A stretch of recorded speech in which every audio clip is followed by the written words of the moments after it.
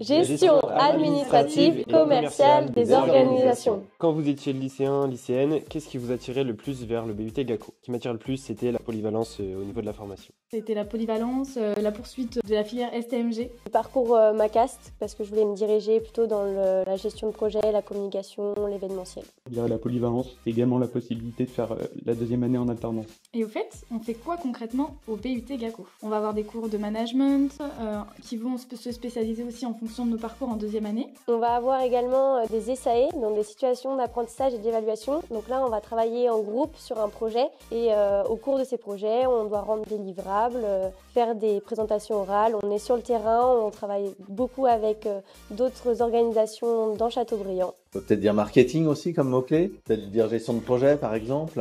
L'expression communication, de l'anglais, l'espagnol. Voilà, en fait, c'est polyvalent.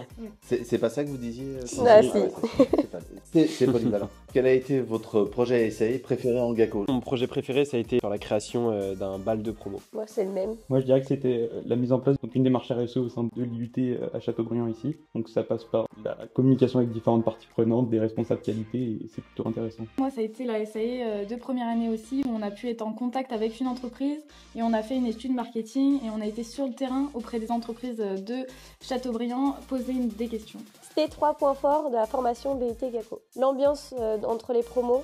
De mélanger travaux de groupe et travaux personnels, je trouve que c'est pas mal. L'insertion dans le monde professionnel par les alternances et les stages, les SAE qui nous permettent vraiment de faire des projets concrets. C'est comment la vie d'étudiant à Châteaubriand?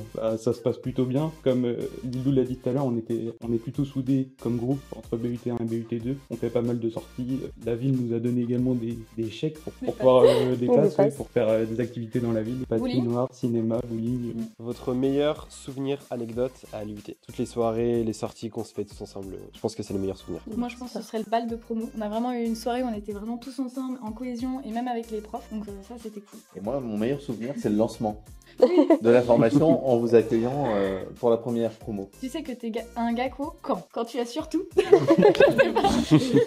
Non, parce que du coup, la polyvalence de la formation permet d'avoir des compétences sur plusieurs notions et du coup, d'avoir un poste à plusieurs responsabilités. Quand tu parles qu'en abréviation. GACO, MRPE, MACAST, TD, TP, SAE.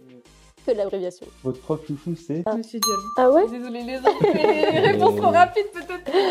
Ah, je sais pas. Madame Touzeau, moi je l'aime bien aussi. Mais il y en a beaucoup aussi, hein. Moi, Ouais, moi je dirais Madame Touzeau aussi.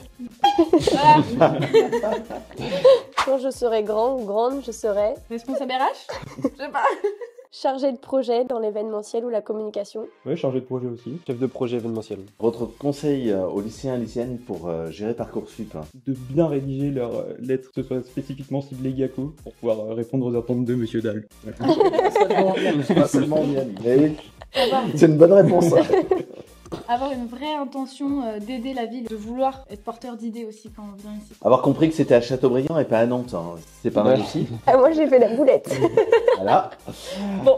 Ça empêche pas d'arriver, mais c'est quand même mieux de le savoir. Avoir, si possible, un projet. Avoir dans l'esprit que la part de la professionnalisation, elle est importante, avec notamment l'alternance à partir de la deuxième année. C'est quoi les clés pour réussir en GACO? Faut être prêt à avoir beaucoup de matière. Moi, je dirais c'est d'être prêt à travailler en groupe. La volonté d'aller chercher de l'information supplémentaire et de pousser la recherche. Être curieux en fait. Et avoir le sens de l'initiative. Il y a souvent confusion, alors dites-nous, GACO, GEA, quelles sont les différences? GEA, il va y avoir une dimension chiffrée qui est plus importante, une dimension quantitative plus forte que sur GACO. On ne pose pas les mêmes parcours. Vous avez raison, les parcours sont différents, ce qui fait un peu la distinction. C'est cette logique de polyvalence sur GACO. Mais GACO c'est mieux. Hein.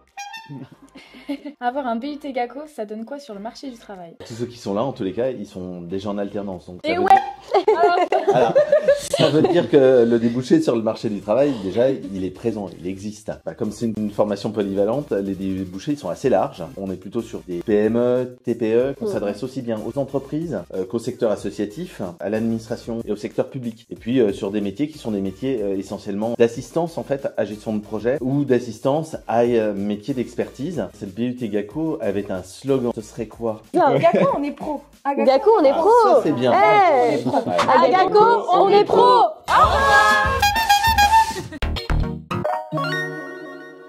À GACO, on est chaud.